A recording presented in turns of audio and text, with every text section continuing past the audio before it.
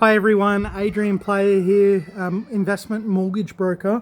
We're going to be talking about commercial, and in this video we're going to be discussing why is the seller buying, and we're going to use my buy as an example and some of the things that I've been seeing. All right, so let's use my one as an example. So it's a regional town that's close to Newcastle, right? And I'm right where 4 big supermarkets are within a 2 to 3 block radius. If you go into the large regional areas, you want to be where the supermarkets are, or where like the logistics center is, or where the airport is. You want to be around, like, the supermarkets have 20, 25 and 30-year leases, and everyone wants to be close to where that foot traffic is, right? So let's use my pet barn and my super cheap auto and use that as an example. So when I was looking at it, what were the things that I was looking at? So one, on the street directly next to me, there was a mechanic that was double the size of my two buildings in the strata complex. The mechanic was huge. They'd been around for a very long time, and I actually spotted a couple of times the Coles vans and trucks were actually getting serviced at this place. So it was one of the biggest in the whole area. And obviously I've got the super cheap auto 2 doors down, so then obviously that's a really big benefit. Then I look at the property, and then I look directly across the road. There's the Audi entrance to the car park.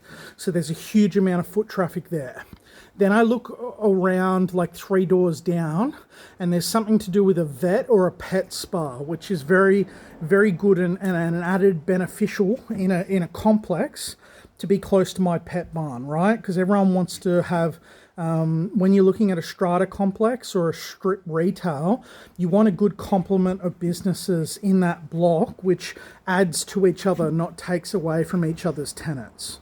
All right, so everything checked out there. And then what did I look at? So one, I called up the property manager and I asked them, what is the context of the seller selling the property?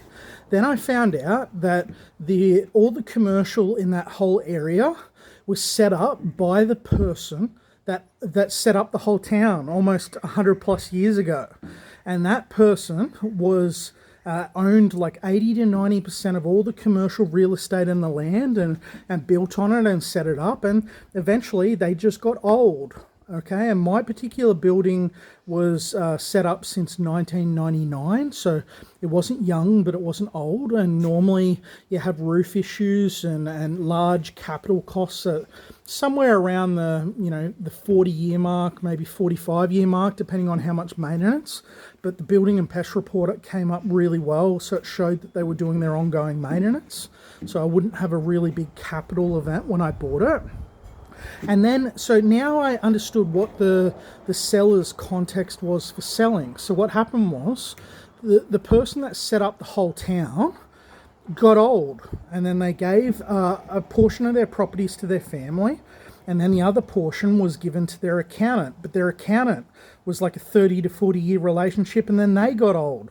So the person that held mine, because they chopped off blocks the older that they got, right? And then my accountant that owned mine owned it for 7 years, and the property manager knew the accountant and what happened prior, because they've been in the market a lot longer, and they knew the accountant and the context. And why did the accountant sell? The accountant sold because they got old, right? The thing that you need to understand with commercial is that anything can get put in a contract, anything can get put in a lease.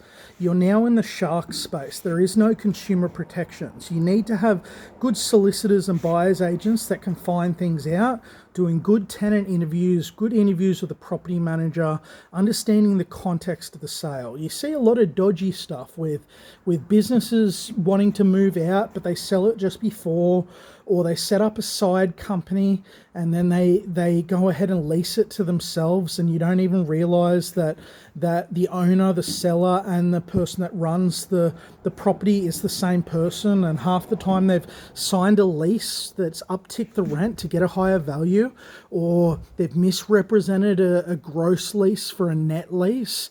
There's so many different things that happen in the commercial space, and the more context that you can get about the seller and the business that's in there, the safer your buy is going to be. So that's just food for thought. That's what I've gone through personally. That's the context that I can give you based on my buy. And I'm very comfortable with that. I love large regional where I'm getting double the size of the premise or the building, double the size of the land. And if I bring a 3.8 mil purchase into a large regional space, I get 2 national tenants with a 5 and 7 year lease and probably about 0.5 to 0.7% higher net rental yield. All right, if I brought that into a Brisbane market, I probably would have to spend 5.5 to 6 mil, not 3.8 mil, and the net yield might be closer to a 5 to a 5.2%, not a 6% net yield. So I really like large regional, especially the ones that are close to the larger regional. Obviously mine is just on the outskirts of Newcastle. Very solid with industry. You've got all the property prices on the residential side pushing all the young people out to Cessnock and Maitland. You've got wine country close. You've got coal country just past there. You've got an army base where the army spending is almost doubling. All right, so there's a lot of industry and a lot of drivers, and also, you know, with what's happening in the AI space and the energy needs, I think coal is going to go through the roof over the next 5 to 10, 15 years. So I think there's a lot of good economic drivers for what I've purchased and where I've purchased it. But then you've got to do it in a risk-adverse way where there's a lot more variables on the commercial side with checking tenants, understanding why they're selling, understanding the business, how long have they been in there, have they done a build out or a fit out? Like